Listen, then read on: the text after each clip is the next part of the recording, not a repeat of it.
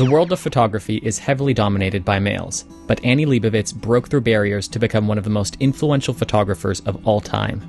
The U.S. Library of Congress declared Annie Leibovitz a living legend, and she is the first woman to have a feature exhibition at Washington's National Portrait Gallery. But her impact on culture can be better measured through her photographs that not only defined the identity of multiple iconic magazines, captured the spirit of a generation, but she continues to do so. I went to the San Francisco Art Institute as a painting major. I had it all figured out. I was going to become an art teacher. But I learned very early on that you can't become an art teacher till you become an artist, you know, and it was this, I said, really? The School of Photography at the San Francisco Art Institute was really based on Robert Frank, who was considered the father of 35mm photography in the United States, and Cartier-Bresson, who represented the same kind of photographer in Europe. They were considered the first photographers who took photography in a way it had never been done before. They made it portable, very, very portable, very, very relaxed, very, very fluid, because they had a small camera. And this is how I learned to take pictures. It was personalized reportage work. The very first book that I began to realize what it meant to be a photographer was a Cartier-Bresson book, and it was called The World of Cartier-Bresson. I remember sitting down, looking at that book, and seeing that you could travel the world. You know, the camera gave you this license to walk out and be alone in the world, but you know, you were there with a purpose. It was a very important discovery. When you were in school, what attracted you to photography? Well, I think the painting program at the Art Institute was you know, painters. It was very abstract, and it was very isolating. You know, painting was very, you know, the painters felt very isolated, I think, from the rest of the school. You know, I had gone to the Philippines to visit my parents. My father was stationed at Clark Air Force Base, and I ended up going to Japan that summer and buying a camera and climbing Mount Fuji and, you know, buying a Seiko watch, and went back to school and took a night class in photography. And I'd have to say some of the initial feelings about photography were really the seduction of the darkroom, you know, just being... I loved being in the darkroom and watching, you know, the images come up in the chemistry. I mean, it was very, very magical. Also that you could see something and have it, you know, in a few hours, you know, see it in another form, you know, almost immediately. In other words, you would have an idea, or you have a point of view, and then you get to see it sort of materialize. And you know, I think the immediacy of it, you know, I was really captivated by. I mean, the fact that, you know, you could have something so fast. And painting was a very slow process. You know, I was very impatient. San Francisco not only welcomed Annie Leibovitz to the area in 1967, but that very same year, a new magazine was born in this epicenter of music and culture. Rolling Stone magazine was founded by a then 20-year-old magazine editor named Jan Wenner, and his mentor, the jazz critic of the San Francisco Chronicle and co-founder of the Monterey Jazz Festival, the legendary Ralph Gleason. In 1970, Annie showed up at Rolling Stone with a bag of pictures, and from that moment forward, Annie Leibovitz and Rolling Stone magazine became intrinsically connected. Annie was, you know, one of the closest editorial collaborations I've ever had with anybody, and she, you know, defined the look, you know, helped define the look and the style of Rolling Stone, and you know, even though she hasn't worked steadily for us for 10 years now, somehow her spirit is still in it in a very serious way. I mean, I suppose half the public apparently thinks that she still works for us. But that collaboration was really intense and very, very productive. I was looking to be adopted and and found, you know, found Jan and Jane. You know, it turned into family for me. It was more than, you know, a magazine, it was a way of life. At Rolling Stone, Leibovitz had the freedom to cover the stories that interested her, rather than being given each assignment like with most magazines. Her role was to photograph the world that her generation was living in, and her photo essays often decided what the next issue of the magazine was going to be about. Was Fleetwood Mac or the Allman Brothers, she'd be on the bus with the Allman Brothers for 3 or 4 days and achieve a level of understanding and depth. That's what makes these photographs that she did so intimate and so revealing. In order to get the best possible pictures, one had to become part of what was going on. You know, just do everything that was going on. And then you're there and no one pays you any mind and you can take the pictures you want to take.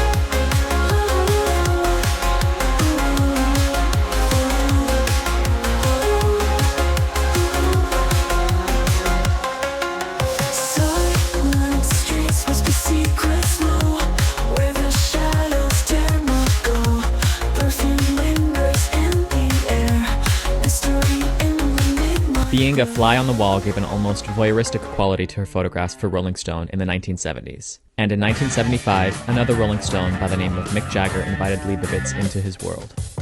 When Mick Jagger asked me to be the tour photographer, I jumped at it. You know, I remember Jan Winter said to me that he couldn't guarantee that I would have a job when I came back to Rolling Stone if I did this.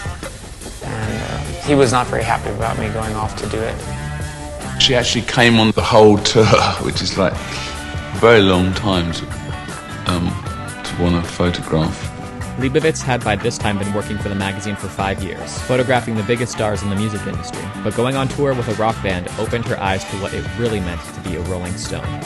I was so lucky, and I've tried to say this many times, I was interested in photography, you know, and not rock and roll or music or what, you know, I was interested in always trying to get a great photograph. I just thought, well, God, the tour, that's great. We're going to all these different cities. We're going to be staying at the best hotels in every town. They're going to have a tennis pro there. So I'm going to take some lessons, and that's what I'll do. And of course, you know, 2 days into the tour, I never saw the daylight again. I mean, I was up all night. It's a romantic story. I mean, can you imagine? I mean, being young, being on the road with the Rolling Stones, you know, doing everything and, you know, holding on tight to my camera. She was so bored after a while of photographing Rolling Stones. You know, there's only so much you can do. And I think that's what drove her to feminism. But anyway, she said, I keep looking at you guys all the time. I just keep looking at you. But she, when she'd finished doing that, she used to photograph the audience, and I think there's some good pictures of that period when she does all these audience snaps, which in some ways are just as interesting, if not more so than the band. I became very interested in the audience. I would spend a lot of time wandering through the audience and looking at the audience. And I would watch people sort of give themselves up. I didn't see that photograph as adulation. I actually saw it as desperation. People sort of smashed against a chain link fence. It was very poetic, you know, but it looked very painful to me. It's very difficult to photograph music. It's something in the air, but you can photograph the energy and, you know, what it takes. You know, I don't think anyone realizes the kind of strain one is on when they're on stage. I like to call it my Francis Bacon, you know, because it has a very gory quality to it. In a certain way, you know, I was trying to show that life on the road was not glamorous. You know, that the idea of propelling one's body through space a lot faster than it's meant to go took its toll. And their lifestyle, you know, it was a very hard lifestyle, and you know, I was trying to show try to de-romanticize it, you know, to show a side that was not so pretty. Going on tour with the greatest rock band was too seductive an opportunity to turn down. The consequences, however, of being one of the boys was something felt in the morning when the booze and the drugs started to wear off. Sex, drugs, and rock and roll was part of the package, and unlike her previous assignments where she would pop in and out, Leibovitz was entrenched for the whole tour. It wasn't very work-orientated, and there was a lot of sort of hanging out, and taking drugs and so on, all that sort of thing. More so perhaps in the 60s, or just different drugs from the 60s. So it was that era, and yeah, I think that Annie did a lot of pictures that remember that or reflect that when you look at them. I think she was very aware of all that. I mean, she was very much part of it. She was sort of hands-on. She wasn't like so much as a fly on the wall as kind of one of the guys, you know, taking part in everything. She liked to be one of the guys. You know, I basically gave myself up to whatever was going on and felt that that was what one did as a journalist or as a you know, in that kind of reportage work, that in order to get the best work you had to sort of totally be involved. And people talk about the soul of the sitter, but there's also the soul of the photographer. And you know, I basically almost lost, you know, my soul. I mean, it wasn't the Rolling Stones' fault. You know, it was my fault for allowing myself, you know, to give myself up. You know, to go in something so deeply that, you know, I let it, you know, overtake me. She's very, very hardworking. She's fantastically perfectionist, I think. She would get so furious if something went slightly wrong, but she would really push the subject to the point of torture, I think, almost. Jan Wenner advised Annie against going for the whole tour, knowing the destructive consequences of that environment.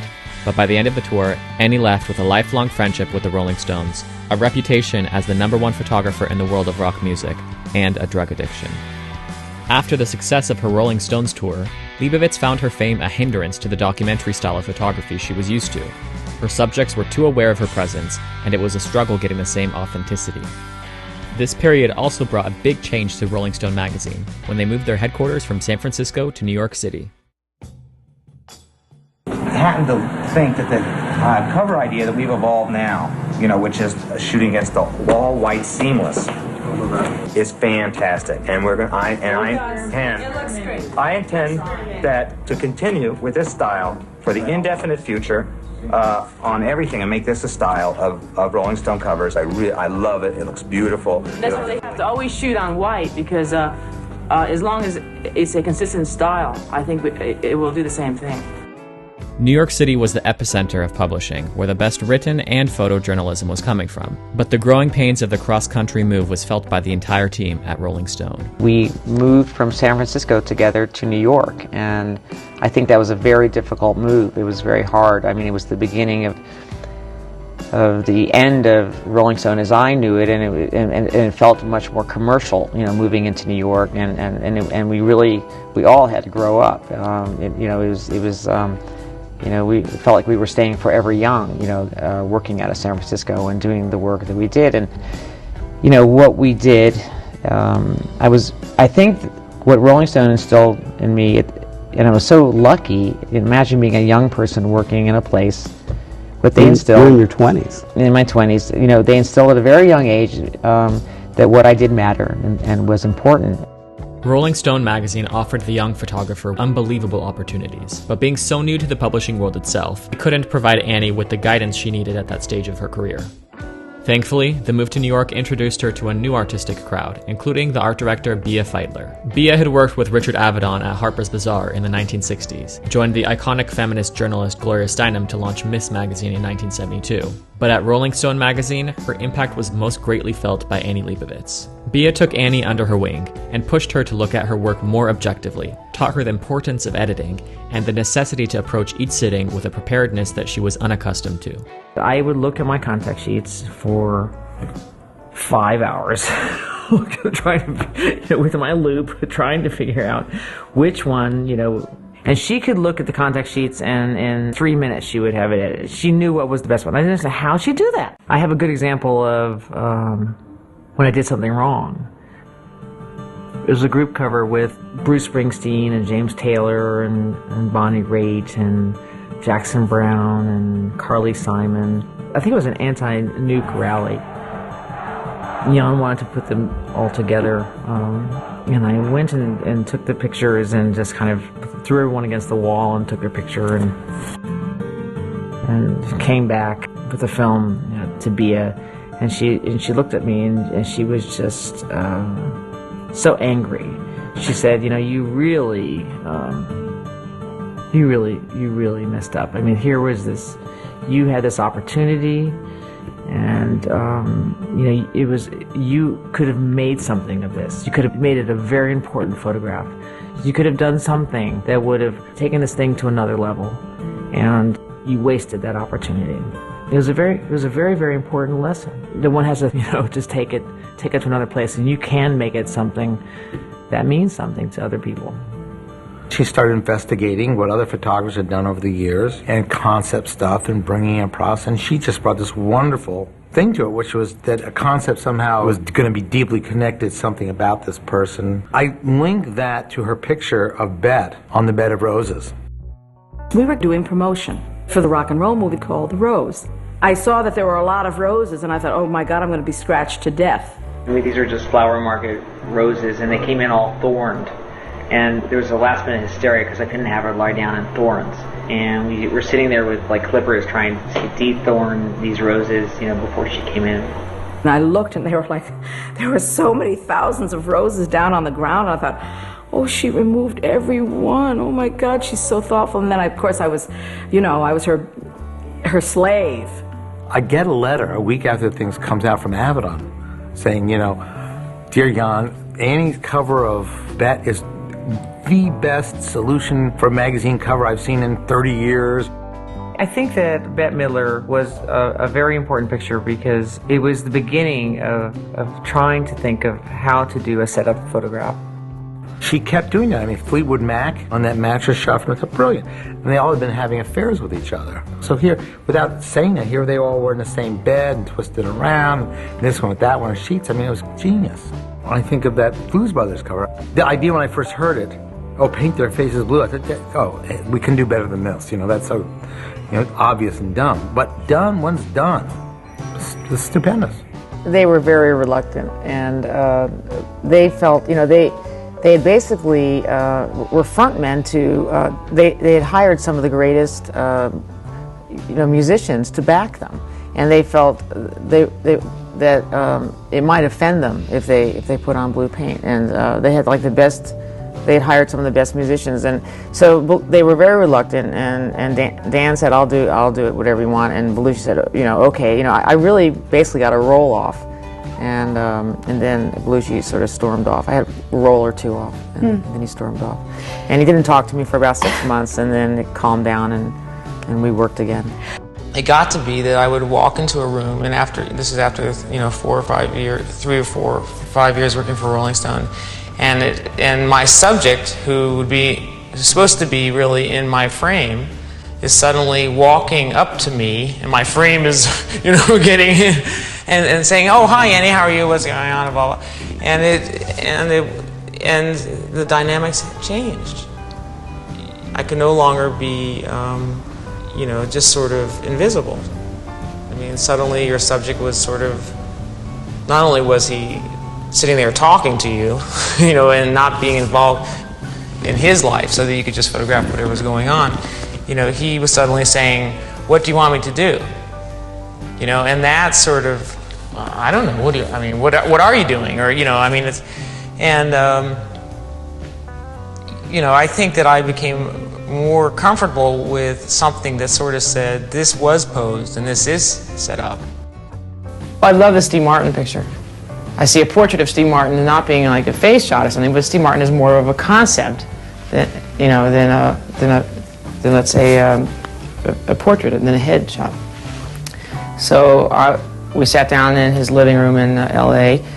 and he was looking around his living room, and he had just acquired a Franz Klein painting, and which is, of course, no one, you have to, I mean, I've only seen them in museums. They cost like $1 million or something. Not quite $1 million, it's exaggeration, but so he said, well, I'd like to be in that painting, you know.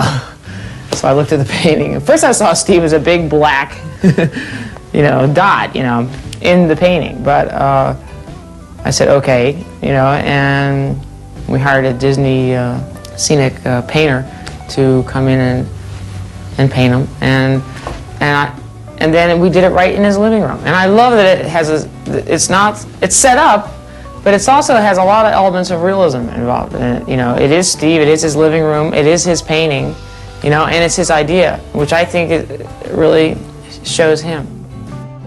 With each story, Leibovitz grew more confident in her execution, but there is one such cover whose impact was stronger than she could have ever realized.